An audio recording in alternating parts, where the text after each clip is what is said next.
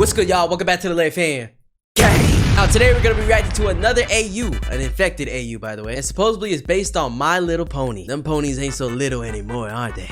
Anyways, today we're watching MLP Cookie Virus Infection AU Lore Explained by Ors of Course. This is a channel you guys recommended, so we're gonna check this out and get a background on what the hell is going on with these ponies, man. But without further ado, make sure to grab your popcorn and let's see. You guys have been asking me to cover the My Little Pony's cookie virus created by Anxiety Monster on TikTok for a while now. And I have to admit, this story was actually really well done, but very sad. And for those of you that may not be aware, this infection AU is based on the My Little Pony episode called 28 Pranks Later. Okay. And in that episode, yeah, I didn't watch My Little Pony either, so I gotta get this background. But we actually see Rainbow Dash is playing a bunch of pranks on the other ponies until they eventually decide to give her a taste of her own medicine. And we see this when Rainbow purchases a bunch of these prank cookies that are supposed to turn the muzzles of these ponies rainbow. With the help of Pinkie Pie, the whole town actually starts to act like zombies, giving the impressions that there was something in the cookies that made them change, only to reveal at the end that it was all a prank. But this AU actually shows us a reality where there actually was something in those. Yeah, is this like the equivalent of people doing coke? Like, cause that's what they look like, bro. Look at their noses, bro. That it was all a prank. They all just went.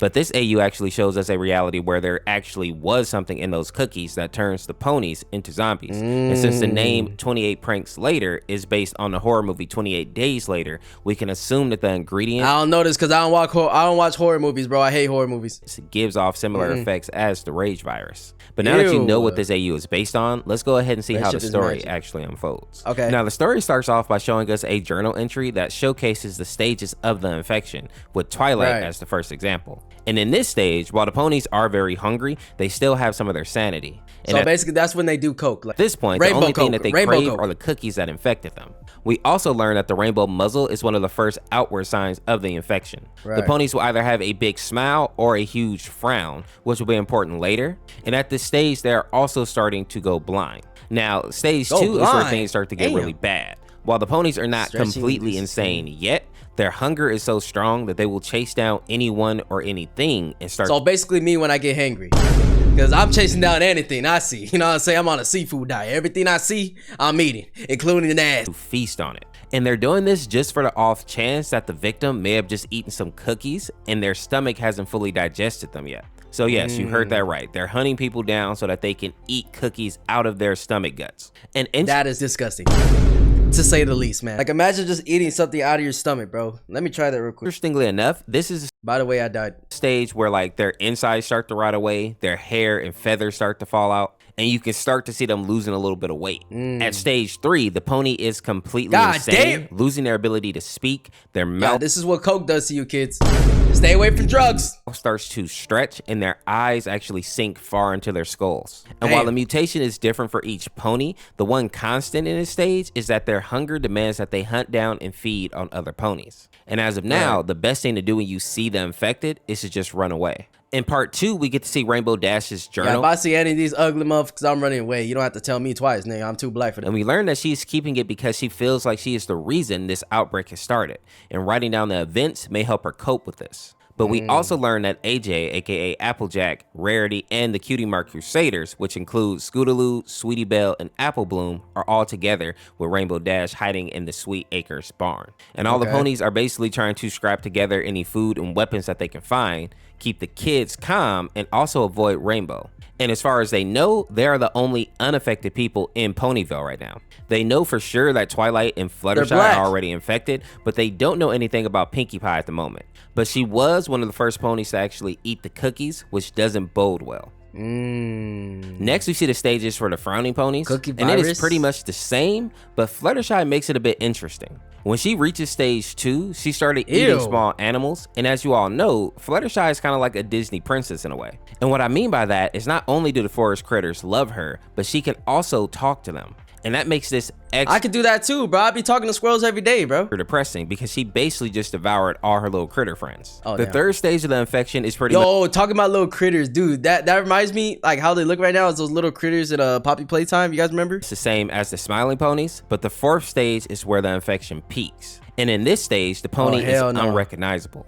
At this point, the ponies are blind, but they do have a great sense of hearing and also. What is all this blood, bro? They just be bleeding everywhere? A good sense of smell. They can also move very silently, and we'll learn later that they can even mimic the voices of ponies that they have taken out. Oh, when we move over to no. part 4 of the series, we see that the ponies' luck have finally run out, with infected Granny Smith finding their hiding place, forcing the ponies to pack up and run before she can get to them. Yeah, Granny Smith is a scary name, bro. I would not want to mess with Granny. You already don't mess with Granny in real life, bro. I for sure ain't messing with this one. Look at it. Part with AJ and Rainbow Dash pulling it, only to see that Granny Smith was kind of keeping pace with them, which is a problem because AJ and Rainbow Dash are 2 of the fastest ponies, period. So the fact that this old grandma can keep up with them tells y'all need to get your sprints up, bro. Start working out or something. You can't let a damn grandma keep up with you. Skill issue, buddy. Couldn't be me. Is that this virus definitely turns ponies into more of like a rage zombie from 28 Days Later.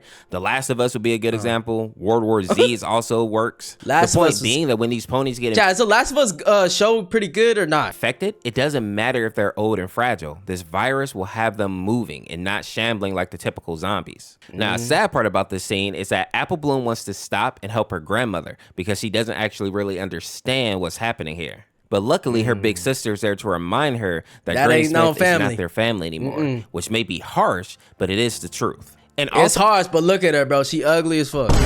She can't be a part of this family. To put a point on it, next we see Big Macintosh jump in front of the girls, cutting off their path and forcing them to swerve and crash the cart. And during the tumble, it looks like Rainbow Dash had her wing banged up pretty badly. And while it may not be completely broken, she's definitely not going to be flying on it anytime soon. Beat up and bruised, the girls make their way to a shed in the middle of the orchard so that they could at least have a place to hide and recover. And while everybody is huddled in the shed trying to rest, we see this eyeball peeking in at them, watching them hell sleep. no. Oh, hell no. Now, what the hell even is that, bro? Does it look like a pony? Kind of, I guess. Eyeball peeking in at pink them, pony? watching them sleep. Pink infected? Get on my screen, now, part nigga. 5 kind of starts with a bang because we see that the ponies have woken up and they're starting to pack their supplies for their trip out of Ponyville. But then Big Mac attacks Rarity. And while her magic is able to fend them off for a bit, they can tell that it's about to break. And right before the magic barrier broke, too damn we see big. Pinkie Pie dash in with a powerful flashlight and shines it into Big Mac's eyes, causing him to oh, so they're scared of the light and stuff, just like people are scared of the word job. Howl and run away. And I imagine since the infected ponies' eyes are weak now, bright lights are probably torture for them. I assume it would be akin to like sitting in a dark room all day and then someone suddenly just opens the curtains. Oh yeah, I hate that, bro. I hate that. Especially, bro, you've been in school, bro, and you're watching like a movie and then the teacher just randomly turns on the lights. Like, especially those bright ass lights. There'd be like 3 big ass lights. Do you want to blind me, my nigga? Times that pain by like 10. Now with Big Mac gone, the ponies are all able to follow Pinkie Pie, and once they're finally far enough away, Rainbow tries to run over and hug her, only to be pushed away. And then we see why. Pinkie's muzzle is rainbow, showing that she is definitely infected. Although she tells the so basically, if they got the crack face, if they got crack on their fake coke, you know what I'm saying, whatever, they infected, bro. They've been sniffing too much candy, the wrong type. Ponies that she's clean. She also has a large scar down her face, showing that she's definitely been through something. Now, after the quick reunion, she tells the ponies to follow her to Fluttershy's home, which is where she's been bunkered up since Fluttershy seems to be missing, and her house is also out in the woods, which means fewer infected should be around. One of the sad things that I noticed when we actually see Fluttershy's house is that there are a few little animals laying around, half eaten, confirming that she has been picking off her little critters. But on a happier note, Pinkie Pie is able to bandage up AJ and Rainbow, but then they have to have a hard conversation. And that is do any of you guys like recognize this episode, bro? You guys will probably have a stronger connection than me if you actually know the episode, but I'm just trying to like take this step by step so I can understand everything. Asking Pinkie Pie if she's actually infected. And not wanting the children to hear, Pinkie gets Rainbow to go into a separate room with her. But instead of revealing if she's infected or not, Pinkie instead breaks down into tears, saying that this is all her fault. And in the next chapter, we learn that Pinkie Pie was the one to feed everyone the cookies because they wanted to play a prank on Rainbow Dash, just like in the original episode. But the difference in this AU is that the cookies actually did make Pinkie Pie sick, but she was so hell-bent on going through with this prank that she ignored the sickness and got all the other ponies to eat the cookies as well. And this next part I found very interesting. All for the prank, bro. It's not that damn serious, bro. At that point, just give it up. Rainbow lies down next to Pinkie and places a wing around her, letting her know that none of this is her fault. And then Pinkie asked it's your fault. Question that has been on my mind the whole time, which was, what did you put in those cookies that made ponies become like this? Some strong crack. Some strong crack. That's all I can explain. And Rainbow responds by letting her know that she didn't make the cookies. She actually special ordered them for someone in Canterlot, which may imply that there is a potential outbreak. She ordered them from Diddy. Already going on in Canterlot or is brewing. After that, the ponies hear someone outside screaming for help, and when Apple Bloom heard the pony, she decided to rush out and help them. AJ tries to stop her, but Apple Bloom pulls away and says that there's a pony out there who needs help. Our family's gone, Applejack. Just like you said, shit. I have to help any pony I can before it's too late. And she bursts out the door, just stay home, heading towards bruh. the sound of the screaming pony, only to find Fluttershy, oh hell no, who is definitely not a normal pony anymore. And you think that's not even a pony, that's a creature.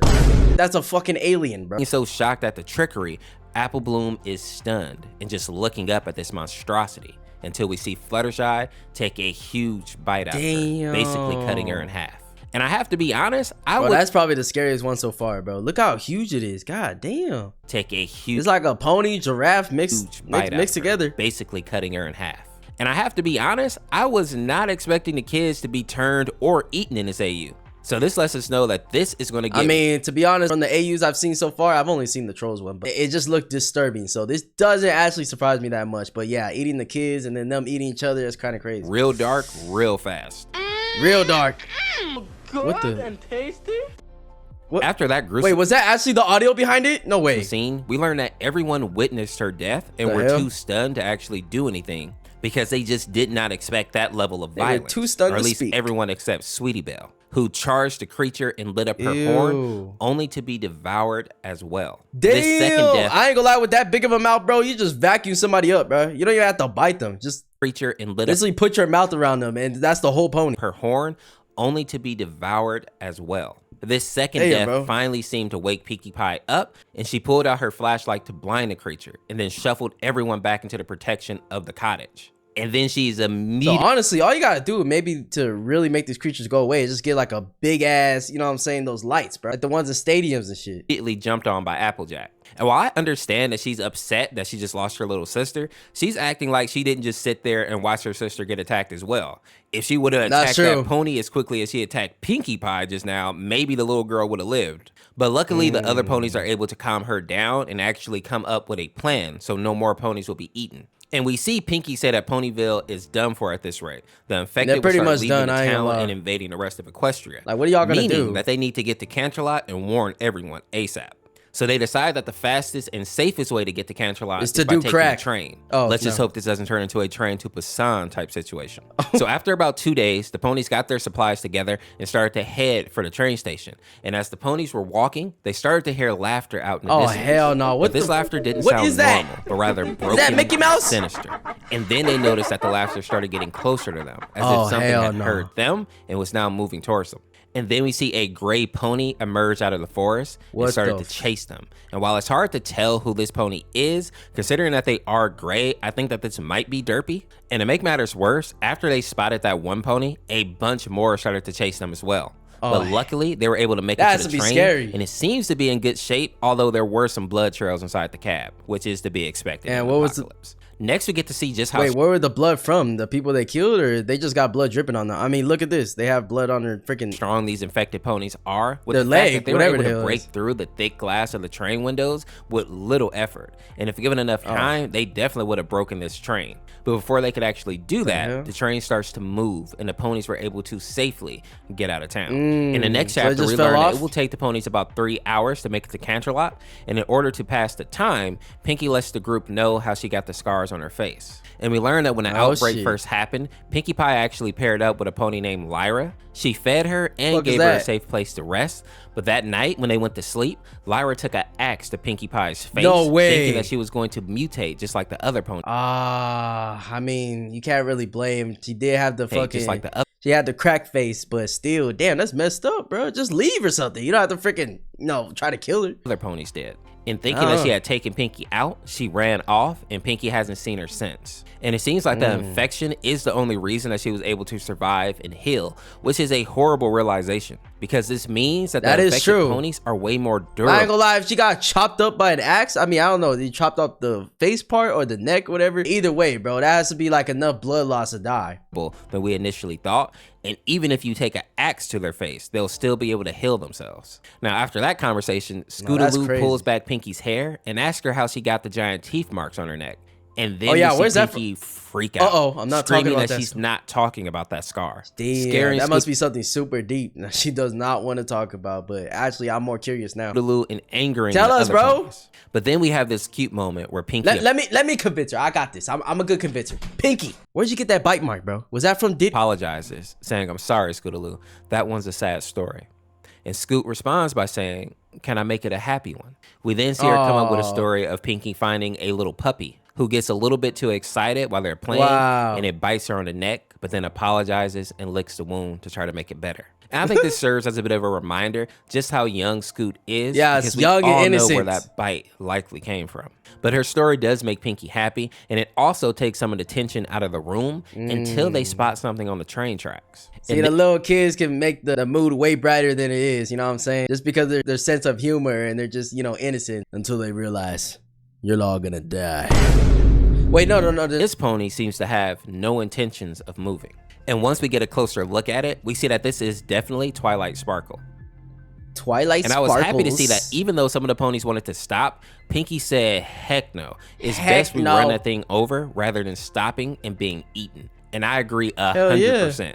Like, why wouldn't you run right through that thing, bro? You're really gonna stop right in front of it knowing that it can break the damn windows and freaking eat y'all ass? Like, no. The point of having a train if you're not gonna use it to run over zombies, especially this abomination. But as the train got closer, Twilight started charging energy into her horn, and once the train was right on her, she released it, knocking the whole train off the track, reminding us just how powerful Twilight is. After this, we see her peering into the hole that she made in the train, laughing all the while. Oh, you laughing about this too? A loud horn sounded from the distance, causing Twilight to howl in pain.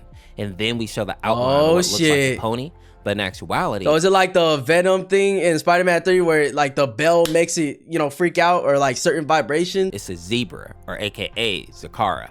And she screams at the other ponies to follow her while Twilight was distracted. So everyone filed out of the train cab and started to follow her into the everfree forest. But then they heard AJ scream. And when they turned around, they saw Twilight biting down on her foot. And while Zecora tried to blow the horn again, it was not loud enough to actually chase Twilight off. So they had to use the train horn instead, which was loud enough to force her to drop AJ, allowing all of the ponies to make it to the fort. Y'all gonna need the biggest horns, bro. Y'all need to get horny. Then we get this scene of Scoot hugging Zecora's leg and telling her how happy she is to see her.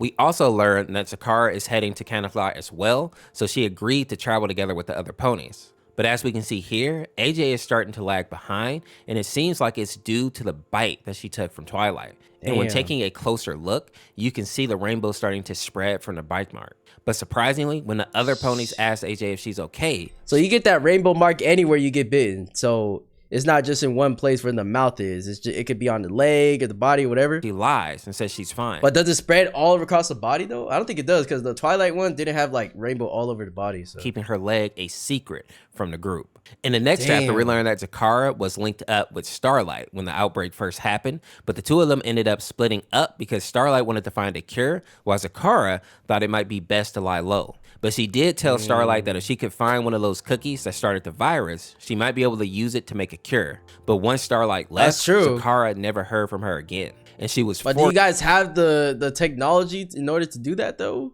In this outbreak? Forced to later leave her hut because the infected were closing in on her location.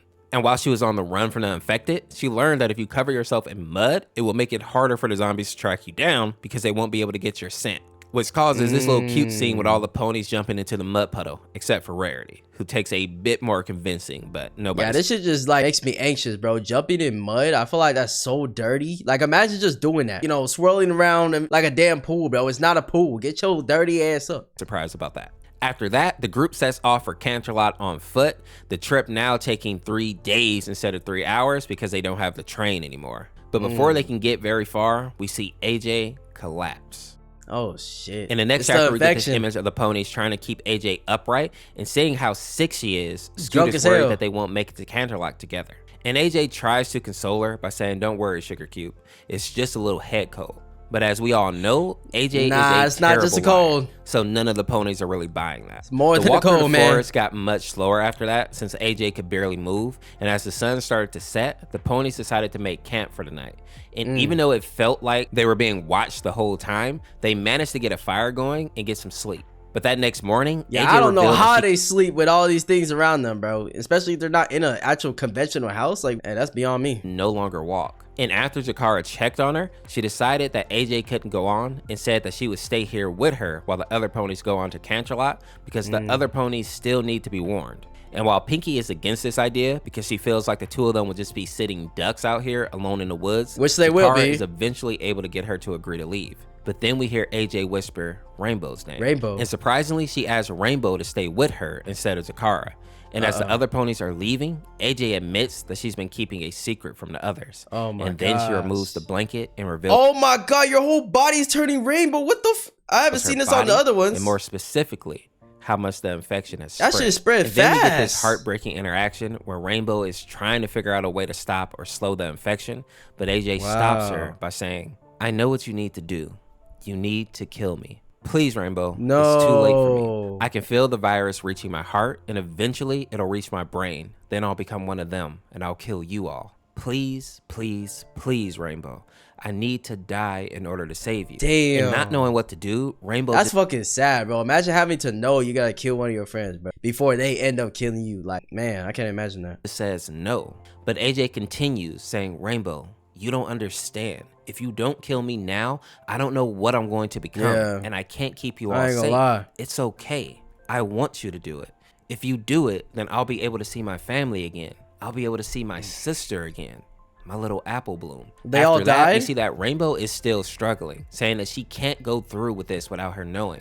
She then mumbles, I love you, which clearly catches AJ off guard, but she simply responds by saying, please do this for me, for us. But Rainbow is unable to grant this last wish, and she runs off, leaving AJ to go through this terrible transformation all by herself. And I don't know about y'all, but this reminds me a lot of the first Walking Dead Telltale game, where Clementine has the option to leave Lee to turn, or she can take him out so that he doesn't become a walker. Put down in the I low-key want to play that game, but let me know if you guys want me to play that game on the gaming channel. Comments. Do you think Rainbow is right to leave her here to turn, or do you think she should have done the merciful thing and taken her out? I don't know. This is tough. Let me know what you guys think in the comments. Honestly, I think either one is just, it sucks. Either one sucks. So I wouldn't say one is over the other. What I would do personally, I don't know.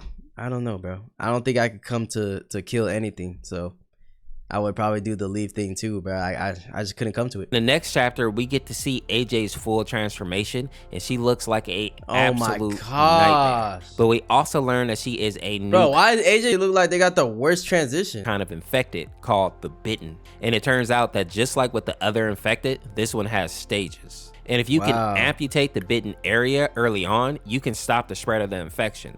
But this is kind of like a double-edged sword in the My Little Pony universe, because the issue here is that horses are not like people. So if you're a three-legged horse, you're gonna have a really hard life, while a human with one leg can probably still get around fairly well, especially if they have a cane. That's true. Something the prosthetic. I'm not saying it's gonna be an easy life, but I never thought of it that way. That is true, bro. If you only have 3 legs, because they can't really do dogs have prosthetics too? I never looked into that, but I don't know if it works, like how it works with their brain and stuff, and how they would actually adapt to it. But it's definitely not the same as us, no, regardless. They'll still be able to get around.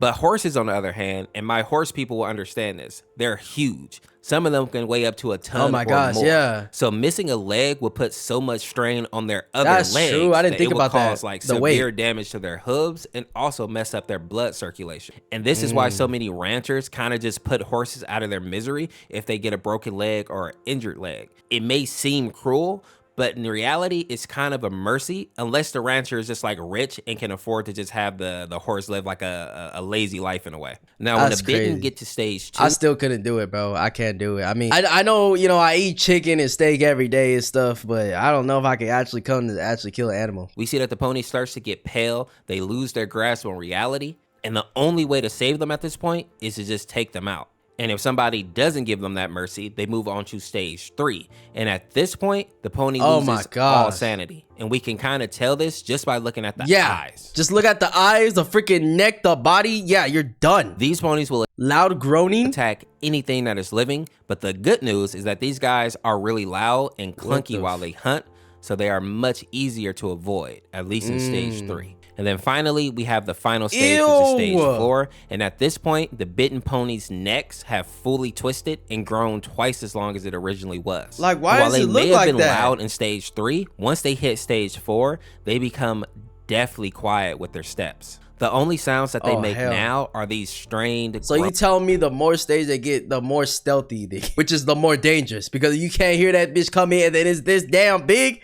Imagine, bro. Moans and screams. And while these guys are really slow, it is still recommended to stay out of the forest because that is where they have the best chance of actually sneaking up on their prey. Yeah, because there's so much space in there. We get the final chapter, and this is where we see Princess Celestia and Princess Luna in the Canterlot castle.